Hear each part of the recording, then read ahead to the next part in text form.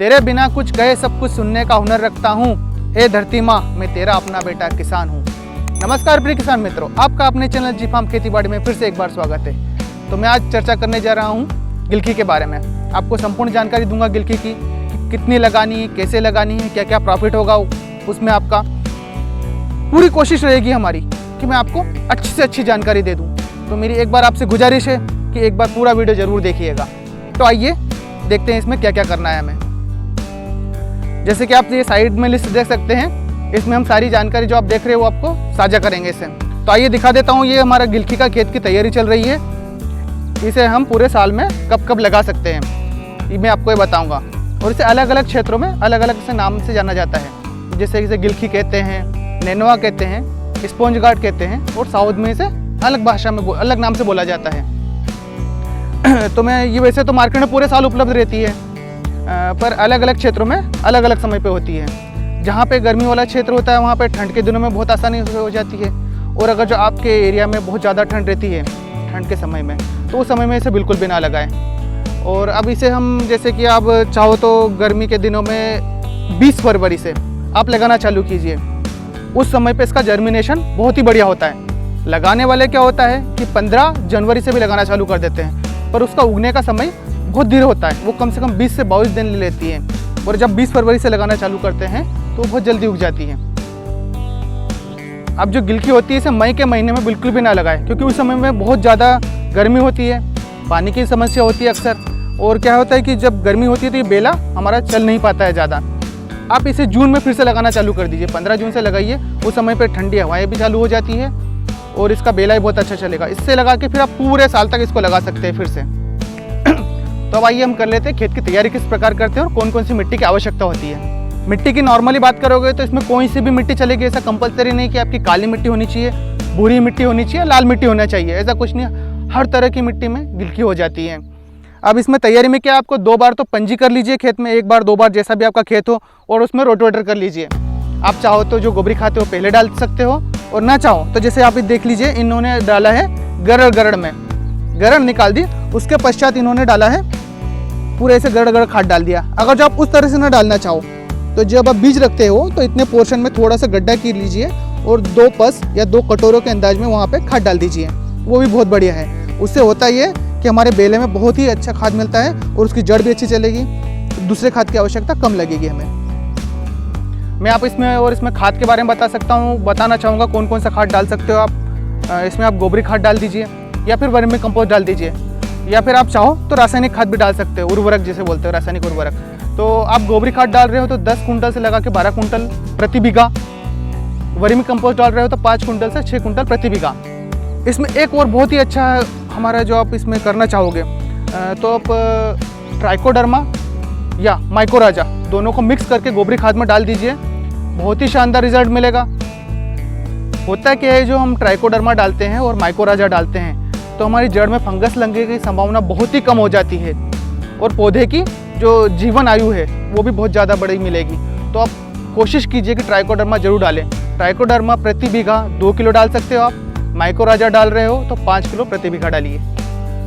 मैं अब आपको आगे बताना चाहूँगा कि हमें बीज कैसे लगाना है और उसकी कितनी मात्रा लेनी है, उसकी जानकारी बताएंगे। अब सबसे पहले देखेंगे हम लाइन से लाइन की दूरी कितना रखना है हमें। तो एक लाइन से दूसरी लाइन की दूरी हमें 5 फीट रखना है।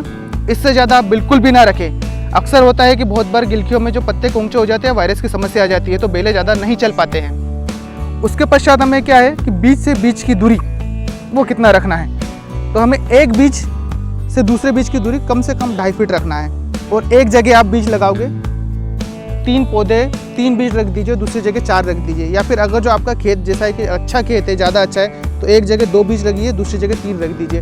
इस तरह से आगे आगे बढ़ते जाइए। मैं आपको थोड़ी सी जानकारी बीज की बताना चाहूँगा। आप जिसे गोल्डन का ले सकते हो, जिसे भूरी गिलकी आती है वसुधा बोलते हैं उससे, या आप VNR का आलोक ले सकते हो, या माइको का भी ले सकते हो। ये लंबी गिलकी आती है हरी वाली, और अलग अलग होती है। कोशिश कीजिए कि अच्छे से अच्छा बीज लगाएं। मैं आपको इनको बता देता हूँ, ट्रीट कर कर जरूर बोना है हमें, ट्रीट करना ना बोले। ट्राइकोडर्मा से ट्रीट कर लीजिए। ट्राइकोडर्मा से ट्रीट ना करें तो गोमूत्र से ट्रीट कर लीजिए, उससे भी बहुत अच्छा होता है। गोमूत्र से ट्रीट करना है आपको तो पहले उसमें डुबा लीजिए, उसके बाद थोड़ा सा उन्हें सुखा लीजिए, उसके बाद छोपिए। या फिर आप झेलोरा हो सकता है रासायनिक में करें तो, या फिर सांप से किसी भी फंगिसाइड से ट्रीट जरूर करें। मैं आपको बीज की मात्रा बताना चाहूँगा प्रति बीघा कितनी लगेगी। आप एक जगह 3 और एक जगह 4 बीज लगा रहे हैं तो 750 से 800 ग्राम प्रति बीघा लगेगा, और एक जगह 2 बीज और दूसरी जगह तीसरा बीज रख रहे हैं तो वहाँ पे आपको 500 ग्राम प्रति बीघा बीज लगेगा। इसमें आप 2-3 तरह से सिंचाई कर सकते हो। आप चाहो तो ड्रिप का लगा सकते हैं या फिर आप गरड़ का लगा सकते हो। अगर जो आप गरड़ का लगा रहे हो तो कोशिश कीजिए कि थोड़ी सी बड़ी बनाएं। गरड़ का नहीं लगाते तो बहुत सारे हमारे किसान मित्र क्या होते हैं, सरी बना देते हैं। वो सरी का लगाते हैं तो पूरी तरह से पानी फैल के जाता है। किसी का मानना होता है कि वो खेत में ज़्यादा ठंडी रहती है तो उत्पादन ज़्यादा मिलता है। या फिर आप स्प्रिंकलर का लगा सकते हो, पर स्प्रिंकलर में दिक्कत ये होती है कि उसमें ऊपर से पानी गिरता है तो हर वक्त हमारी गिलकियों पे वो थोड़े थोड़े मिट्टी के छिटे लगने लग जाते हैं तो उसको बिकने में दिक्कत आती है। मैं आगे इसमें बताना चाहूँगा इसमें कौन कौन सी बीमारियाँ लगती है, उनके कुछ बचाव भी बताना चाहूँगा आपको। तो इसमें सबसे पहले तो हमें क्या होता है, जब पौधा 2 पत्तियों का होता है तो उस समय पे काचवी लगती है जो छोटी छोटी होती है, रेड कलर की आती है, तो उसे आप ड्रीम कार्ड या राख से इस्तेमाल करके बचा सकते हो।